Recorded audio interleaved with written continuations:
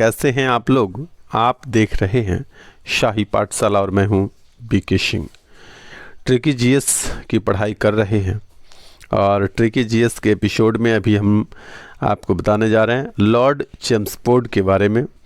Lord Chelmsford का कार्यकाल जो होता है 1916 से लेकर के 1921 ईस्वी तक रहता है।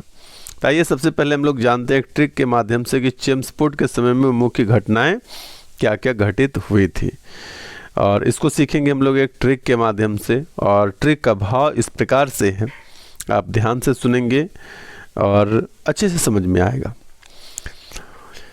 ट्रिक का भाव है माही बीबी सैड आयो रोल पर बाग लगायो।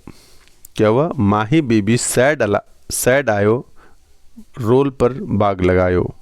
माही बीबी सैड आयो रोल पर बाग लगायो। ठीक है, ये हो गया आपका ट्रिक का भाव। आइए इस ट्रिक का मीनिंग समझते हैं। तो माही बीबी है ना, माही बीबी का अर्थ होता है महिला विश्वविद्यालय। माही मतलब महिला, बीबी का मतलब पीछे भी मैंने बताया था विश्वविद्यालय। ठीक है, कर्जन के समय में भी हुआ था। तो बीबी का मतलब हो गया विश्वविद्यालय। ठीक है, तो महिला विश्वविद्यालय की स्थापना कब हुई थी? 1916 ईस्वी में हुई थी। उसके बाद सैड आयोग है। सैड आयोग मतलब सैंडलर आयोग। सैड मतलब सैंडलर आयोग। सैड आयोग मतलब सैंडलर आयोग। इसका गठन कब किया गया था? 1917 में। तो माही बीबी सैड आयोग हो गया। उसके बाद है रोल पर। तो रोल पर मतलब क्या हुआ? रोलेक्ट एक्ट पारित। ठीक है, रोल पर मतलब हुआ रोलेक्ट एक्ट पारित हुआ। तो ये रोलेक्ट एक्ट को काला कानून भी बोलते हैं। रोलेक्ट एक्ट को क्या बोलते हैं? काला कानून भी बोलते हैं। ये कब पारित हुआ था? 1919 में। ठीक है, बाग लगायो का मतलब क्या हुआ? इसी रोलेक्ट एक्ट के विरोध में एक सभा आयोजित किया गया था, और वह कहाँ पर हुआ था? अमृतसर में एक जगह था जालियांवाला बाग। तो बाग लगायो का मतलब क्या हुआ? जालियांवाला बाग, अमृतसर हत्याकांड किसके समय में हुआ था? चेम्सफोर्ड के समय में ही हुआ था। ये तारीख भी आप लोग याद रखिएगा, 13 अप्रैल 1919 को जालियांवाला बाग हत्याकांड हुई थी। वहाँ पर क्या हुआ था? जनरल आर डायर ने निहत्थे लोगों पर गोलियां चलवा दी थी, और वहाँ से निकलने का दरवाज़ा गेट जो था काफ़ी छोटा था, तो बहुत सारे लोग मारे गए थे। आइए, ये जो टॉपिक मैं अभी आपको बताने जा रहा हूँ ये ट्रिक नहीं है, लेकिन यह एग्जामिनेशन पॉइंट ऑफ व्यू से बहुत बहुत बहुत इम्पॉर्टेंट है। तो इसमें दो बातें आपको, जितने भी हम लोग पढ़ रहे हैं प्रमुख भारतीय विद्रोह, तो विद्रोह में दो बातें आपको याद रखनी है कि विद्रोह के नेता कौन थे, विद्रोह का नाम क्या था, और यह किस क्षेत्र में शुरू हुआ था, इसका केंद्र कहाँ था। ठीक है, तो सबसे पहला है सन्यासी विद्रोह। ये कब होता है? 1763 से लेकर के यह कंटिन्यू रहता है 1800 ईस्वी तक। यह विद्रोह कहाँ हुआ था? तो इसका मुख्य केंद्र बंगाल था। सन्यासी विद्रोह का मुख्य केंद्र कहाँ था? बंगाल था। इसका कोई एक नेता नहीं था, क्योंकि विभिन्न सन्यासियों ने मिलकर इस विद्रोह को अंजाम दिया था। ठीक है, सन्यासी विद्रोह आपको याद रखना है कहाँ पर हुआ था? बंगाल में हुआ था। दूसरा था अहोम विद्रोह। ठीक है, यह 1828 ईस्वी में होता है अहोम विद्रोह। और अ से अहोम है और अ से असम है। अहोम विद्रोह कहाँ पर हुआ था? असम में हुआ था। असम क्षेत्र में 1828 ईस्वी में अहोम जनजाति के गोमधर कुंवर को नेता मानकर विद्रोह किया था। तो यही आपको यहाँ पर ध्यान रखना है कि अहोम विद्रोह का नेता कौन है? गोमधर कुंवर किस क्षेत्र में हुआ था? तो असम क्षेत्र में। कब हुआ था? 1828 ईस्वी में अहोम विद्रोह। ये दो तीन बातें किसी भी विद्रोह से रिलेटेड आप याद रखेंगे। तीसरा पॉइंट है खासी, गारो खासी। गारो खासी पहाड़ी जो है यह मेघालय में है। ठीक ना, और गारो खासी पहाड़ी पर जो जनजाति रहती है, खासी जनजाति, उन्होंने यह विद्रोह किया था, खासी विद्रोह। तो जनजाति वहाँ पर खासी है। खासी जनजाति के द्वारा जब विद्रोह हुआ तो यह खासी विद्रोह कहलाया। और गारो खासी पहाड़ी चूँकि मेघालय में है, इसलिए खासी विद्रोह किस क्षेत्र में हुआ? मेघालय क्षेत्र में हुआ। कब हुआ था? 1833 ईस्वी में। अच्छा, तीतर सिंह के नेतृत्व में हुआ था। तो खासी विद्रोह का नेतृत्व किसने किया था? तीतर सिंह ने। खासी विद्रोह का नेतृत्व किसने किया? तीतर सिंह ने। कब हुआ? 1833 ईस्वी में। इसका क्षेत्र क्या था? मेघालय था। और खासी विद्रोह इसका विद्रोह का नाम था। ये हो गया। अगला है संथाल विद्रोह। कब हुआ था? 1855 से 1856 ईस्वी में हुआ था। कहाँ? तत्कालीन बिहार और अभी भी वर्तमान बिहार भी है। वर्तमान बिहार के भागलपुर जिला के पास राजमहल की पहाड़ी है, ठीक है। और राजमहल की पहाड़ी जिसे दमनकोह, राजमहल की पहाड़ी को दमनकोह कहा जाता है, इसका नेतृत्व सिद्धू कानू, चांद और भैरव ने मिलकर किया था। कौन सा विद्रोह? संथाल विद्रोह। तो संथाल विद्रोह चूंकि यह बिहार से रिलेटेड है, काफ़ी पूछा जाता है, इसलिए आप लोग याद रखिएगा। ये कहाँ हुआ था? राजमहल की पहाड़ी वाले क्षेत्र में हुआ था। इसको दमनकोह भी कहा जाता है। और इसका नेतृत्व किसने किया था? सिद्धू कानू और चांद भैरव ने मिलकर किया था संथाल विद्रोह। यह कब हुआ था? 1855-56 में यह विद्रोह आयोजित हुआ था। उसके बाद अगला है पागलपंथी विद्रोह। क्या है? पागलपंथी विद्रोह। यह कब हुआ था? 1820 से लेकर के 1832 ईस्वी तक में हुआ था। यह विद्रोह वस्तुतः एक अर्ध धार्मिक संप्रदाय था, जिसे शुरू करने का श्रेय करम शाह को जाता है, ठीक है। पागलपंथी विद्रोह का शुरू किसने किया था? करम शाह ने शुरू किया था, ठीक है। ये कब हुआ था? 1820 से 1832 तक ये चला था। ये आंदोलन आपका काफ़ी इम्पॉर्टेंट हो जाता है एग्जामिनेशन पॉइंट ऑफ व्यू से। इस टाइप के ज़्यादा पूछे जाते हैं। फराइजी आंदोलन। फराइजी आंदोलन 1838 से 1851 ईस्वी के बीच होता है। और फराइजी आंदोलन की शुरुआत कहाँ पर हुई थी? बंगाल में हुई थी। और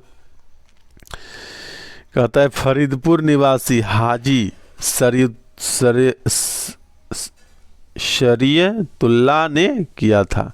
ये शरीयतुल्लाह आपको नाम याद रखना है, हाजी शरीयतुल्लाह। फराइजी आंदोलन हाजी शरीयतुल्लाह ने किया था। कहाँ पर शुरू हुआ था? ये बंगाल में शुरू हुआ था। अगला है आपका फकीर विद्रोह। फकीर विद्रोह में क्या होता है? तो फकीर विद्रोह 1776 से 1777 ईस्वी के बीच होता है। मजनू खां और चिराग अली। फकीर विद्रोह के नेतृत्व किसने किया था? मजनू खां, मजनू भाई। आप लोग खूब जानते होंगे, खूब देखे होंगे। तो मजनू भाई नहीं है बोलना, मजनू खां। मजनू खां और चिराग अली के नेतृत्व में हुआ था फकीर विद्रोह। फकीर विद्रोह एक घुमक्कड़ मुसलमानों का धार्मिक समूह था। फकीर विद्रोह क्या था? एक घुमक्कड़ मुसलमानों का धार्मिक समूह था। उसके बाद आगे है कूका आंदोलन या कूका विद्रोह। कूका आंदोलन कहिए या कूका विद्रोह। यह 1860 से लेकर के 1870 के बीच हुआ था। और इस विद्रोह का मुख्य रूप से केंद्र कहाँ था? इसका कहाँ पर हुआ था? पंजाब में हुआ था। कूका आंदोलन कहाँ पर था? पंजाब में।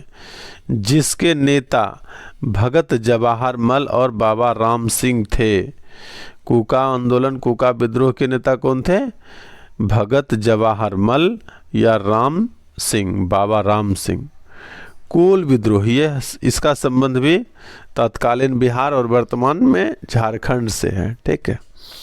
तो कोल विद्रोह भी इम्पॉर्टेंट हो जाता है बिहार एग्जामिनेशन के दृष्टिकोण से। कोल विद्रोह यह झारखंड के कोल जनजाति द्वारा 1831 ईस्वी में शुरू किया गया था और अंग्रेजों का खिलाफ करने के लिए शुरू किया गया था। इसका मुख्य कारण कोल के जमीन को छीन लेना था। यानी कोल जनजाति का जो जमीन था वह किसी भी सूरत में अंग्रेज को देना नहीं चाह रहे थे। इसी के कारण क्या हुआ था? कोल विद्रोह हुआ था। वर्तमान झारखंड में यह कोल क्षेत्र पड़ता है जहां कोल जनजाति के द्वारा यह विद्रोह हुआ था। अगला है मुंडा विद्रोह। मुंडा विद्रोह में जानते हैं कि बिरसा मुंडा इसका नेतृत्व किए थे। नहीं, मुंडा भी झारखंड की जनजाति है। इस विद्रोह को उलगुलान की संज्ञा दिया गया था। मुंडा विद्रोह को क्या कहा गया था? उलगुलान। मुंडा विद्रोह का नेता कौन थे? बिरसा मुंडा। अगला है, बिरसा मुंडा ने आनंद पांडे को अपना गुरु बनाया और वैष्णव धर्म ग्रहण किया था। ठीक है, बिरसा मुंडा के गुरु कौन थे? आनंद पांडे। ताना भगत आंदोलन, ताना भगत आंदोलन 1914 ईस्वी में हुआ था। यह आंदोलन भी वर्तमान झारखंड राज्य के छोटा नागपुर क्षेत्र में हुआ था। इस आंदोलन के नेता जतरा भगत, खेमनिया भगत, गोरझिनी भगत, ये सब थे। यह पहला जातीय आंदोलन था जो आगे चलकर असहयोग आंदोलन का अंग बन गया। यह जातीय आंदोलन था जो कि बाद में क्या हुआ? असहयोग आंदोलन में तब्दील हो गया, बदल गया, उसी का एक हिस्सा बन गया ताना भगत आंदोलन।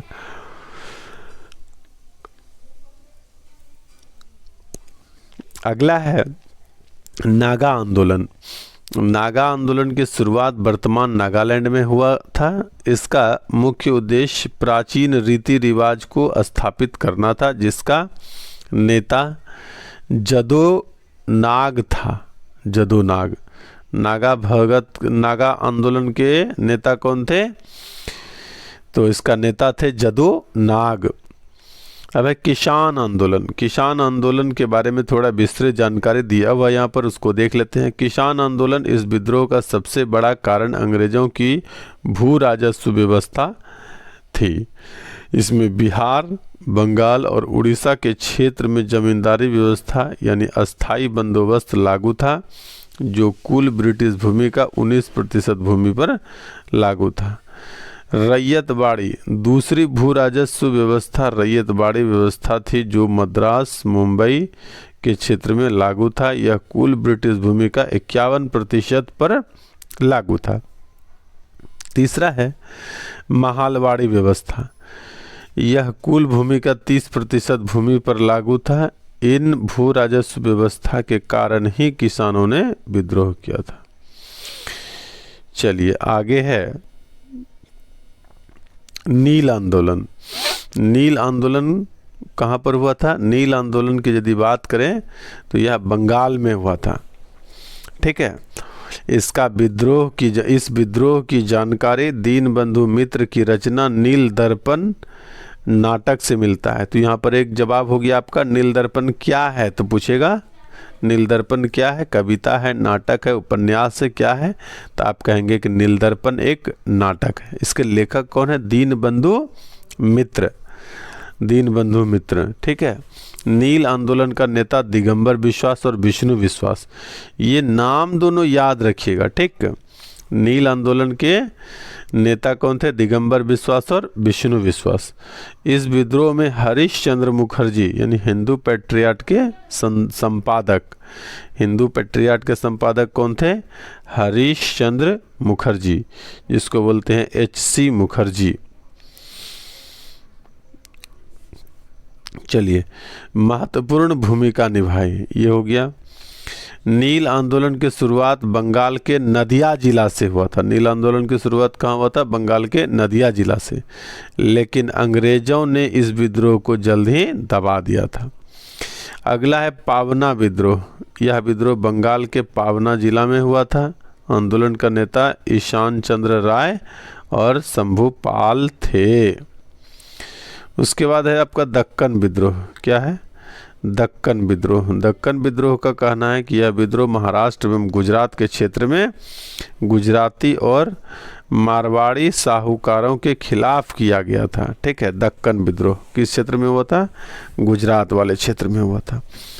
इस विद्रोह के परिणाम 1879 ईस्वी में डेक्कन रिलीफ एक्ट पारित हुआ, जिसके तहत किसानों को अपने अत्याचार के खिलाफ न्यायालय में जाने का अधिकार मिल गया। उसके बाद बड़े सत्याग्रह की बात हो गई यहाँ पर। तो यहाँ पर मैं बता देता हूँ कि चंपारण सत्याग्रह कब हुआ था? तो 1917 में हुआ था। चंपारण सत्याग्रह बिहार में ही हुआ था। बिहार के चंपारण जिला में 3 कठिया प्रणाली प्रचलित था, जिसके कारण 1 बीघे जमीन के 3 कट्ठे पर नील की खेती करना अनिवार्य था।